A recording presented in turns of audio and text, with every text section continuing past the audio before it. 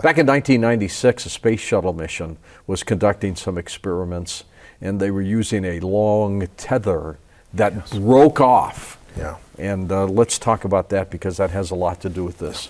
Like, what are these things? Suddenly, dozens and then hundreds of these perfectly formed disks just started appearing from everywhere. Do we know how big those dots are?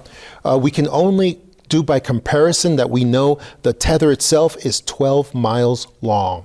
12 miles long. So it's sticking straight, and there's one of those giant, that thing has to be at least a mile across. A mile across, the one you're seeing right now. Clearly, there's something, right? And they exhibit the same patterns. This happened in 1996, and this experiment, there it is. And look at the pulse it's giving off. That pulse is an energy scan. It's because it's scanning the area, because the pulse is not coming from the back, it's coming from the front. It looks biological.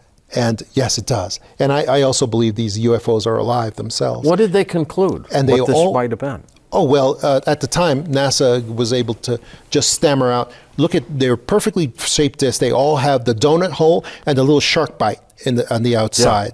Yeah. And I have a theory about that shark bite is simply a plexiglass window-like area that allows people to look inside and see whatever they want you to see. Do you think this is biological or some kind of machinery? I myself believe that true UFOs are actually biological, that they are conscious beings, that they are alive themselves. It looks like a cell.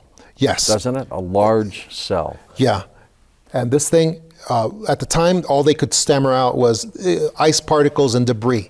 That's all that NASA was able to say. That was weird. And then they took down the public server that this was on, and NASA never again used a public server for to expose their satellite filming at the time.